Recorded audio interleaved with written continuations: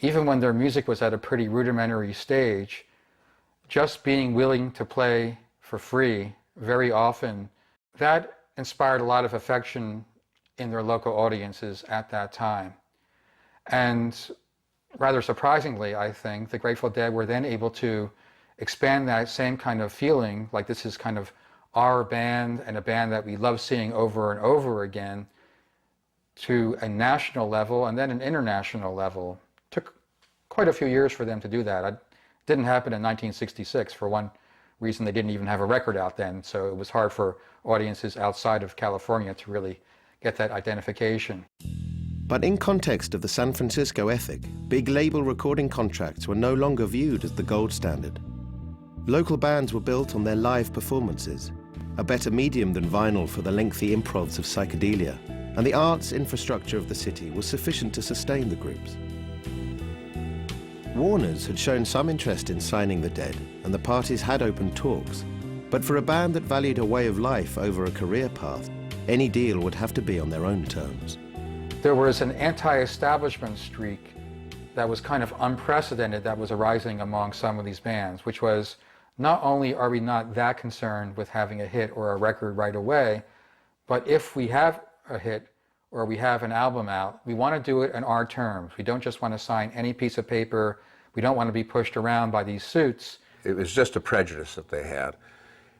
In some cases, a well-founded sort of prejudice, because the stories that had come out of LA and New York were like, well, these guys will get your stuff and tell you exactly what to do. They'll control you artistically, and they'll turn you into a pop group.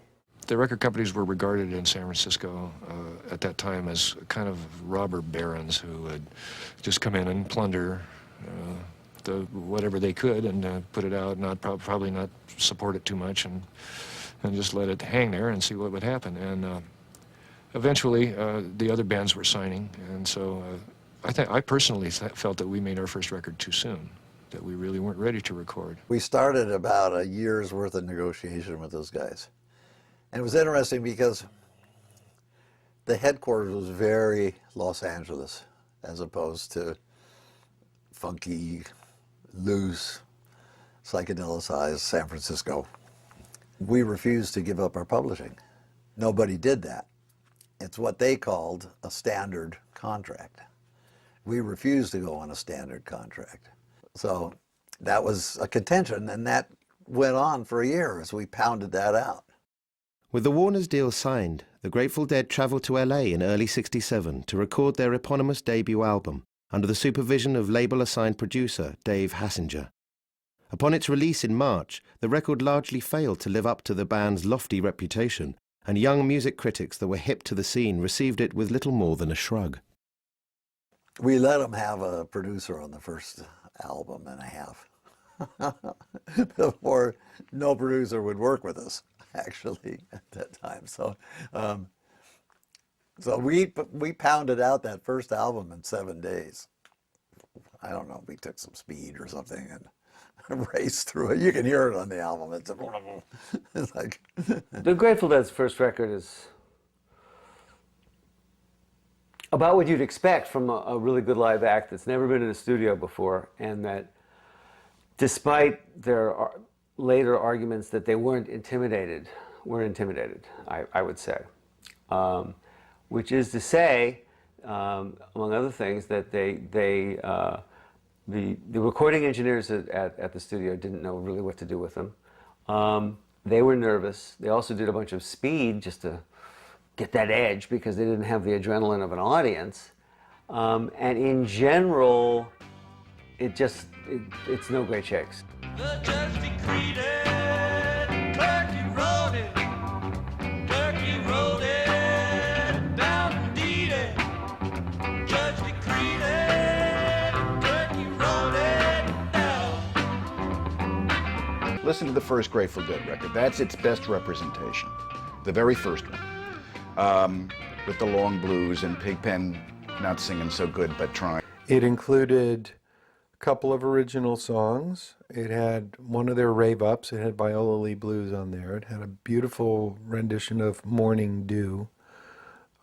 which was a folk song that they'd gotten from Bonnie Dobson, and rearranged in a way that I think epitomizes the sort of chamber orchestra qualities of the Grateful Dead. It had the only song, I think, in the canon that's credited entirely to Jerry Garcia, Cream Puff War, a really fun song, kind of proto-punk song from the Grateful Dead. People complained about it a lot at the time because there was such a kind of lore about the Grateful Dead already. There was a big word of mouth about them. And the album did not capture that. But if you just listen to it as a record, and just kind of as if you'd never heard of this band before, all of the elements are there. There's beautiful playing, there's a great kind of folk feel, there's that lovely version of I Know You Rider on it. There's a sense in which, as an album, it's better than people thought it was. The good times had culminated in January '67 with The Human Being, a free festival played to by all the San Francisco bands and attended by Timothy Leary, Allen Ginsberg, and other luminaries of the counterculture. Walk me out in the morning. 20,000 people came. The media can't ignore 20,000 people. Now, it was a marvelous day. It was a perfect day. It was lovely. The entire security for the event was 2 police on horseback, doing nothing. And my favorite story from that day is a lady who ran up to one of the police and said, I've lost my daughter. You have to help me find her. And the cop said, lady, I can't go down in there. They're all smoking pot. There's probably, in the United States, millions who would love to come out to a park like today and play with the children and sing together and have a peaceful time.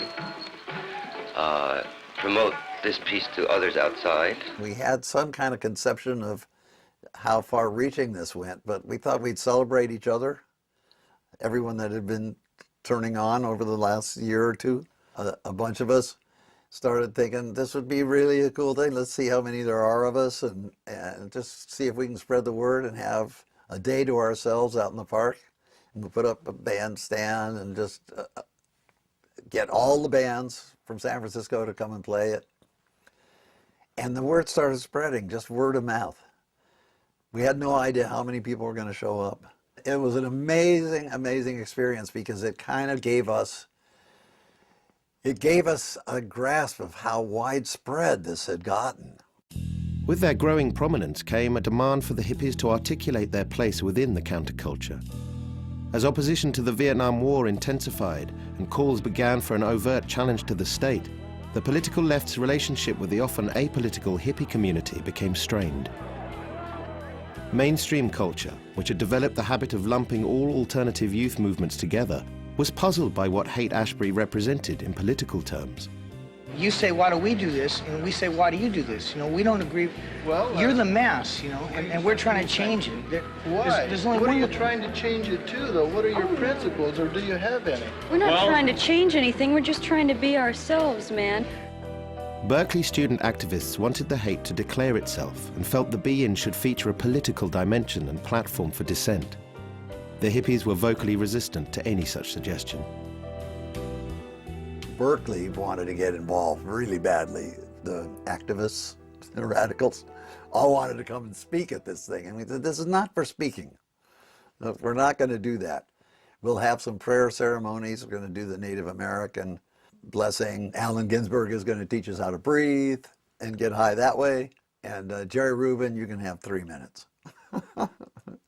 As Burns stumbled out of that bunker dazed with blood on him, he didn't mumble those bastard Viet Cong. He didn't mumble those bastard communists. He mumbled only one thing over and over, that bastard Johnson. That bastard Johnson. For the guys in the Grateful Dead and that family, politics was a little like religion. It was viewed as something personal. We never felt we had any place promoting any particular political views. We felt that people came to our events for music, and that was what we were more than happy to supply them with. But anything on top of that, politics, religion, anything on top of that, was strictly strictly forbidden. You know, our stage is a stage for art, not for, it's a stage, it's not a podium. The so-called counterculture of the 60s was divided into two parts. It had its religious part and its political part. The religious part was much bigger than the political part, say 2 to 1, 3 to 1. The hippies were the religious part. The so-called movement, the left, was the political part. Now, when I went to visit the Grateful Dead house in '67, Danny Rifkin used the term, the movement, as if it was one thing. But the Berkeley left tries to get these people to do political stuff and provide a forum for their speeches. I think, though, the leftists didn't have any idea what they were dealing with, and were exploiting it, and were condescending. And that's not the way you go in and forge alliances, to condescend with but on the other hand, were they worth condescending to? Yeah. You play anything besides the sweet potato? Yes, the drums, conga drums, and trumpet. Yeah, and I go up in the mountains and yell now and then. You do what? Go up in the mountains and yell. Way up in the high in the mountains and yell as hard as I can. What's the purpose of that? Well, to greet the dawn and to greet the noonday sun. Jerry Garcia, always a tremendously intelligent, articulate person. From that assumed benevolence, assumed and mostly real benevolence of his persona, of what he projected, he was also discerning. He was sharp. It's the sharpness that one wanted to find.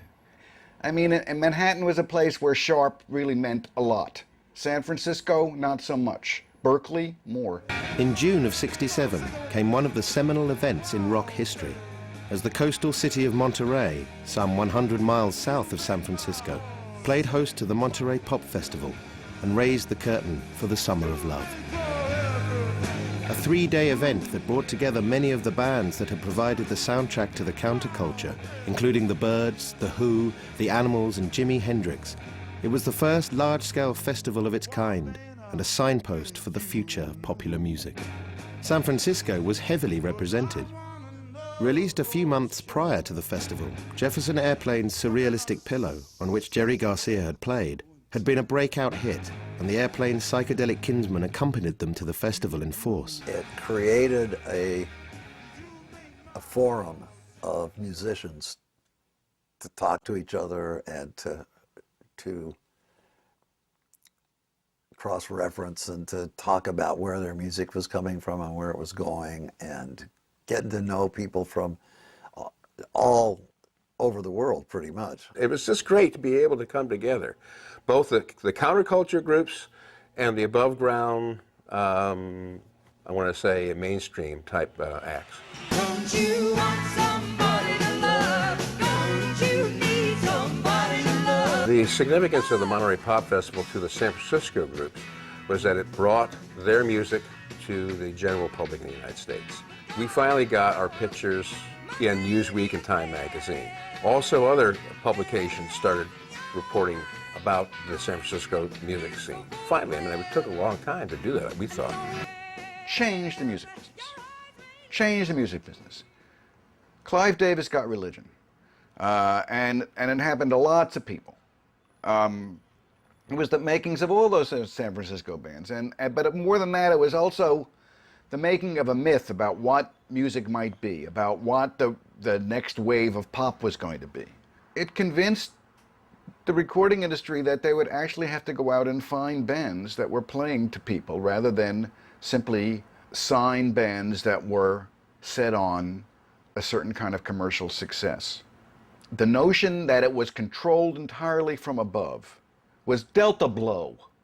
Every label hired company hippies to deal with the mushrooming underground press and the rock press. The idea that this music could not just be teenage music, but that could exist at the heart of a large, important, powerful, influential youth culture. Monterey was one of the seminal moments where that demonstrated that. So it had importance that was musical and well beyond musical. However, despite the significance of the festival and the potential for international publicity, the iconoclastic San Francisco bands managed to turn what should have been their coming out party into a self-defeating row.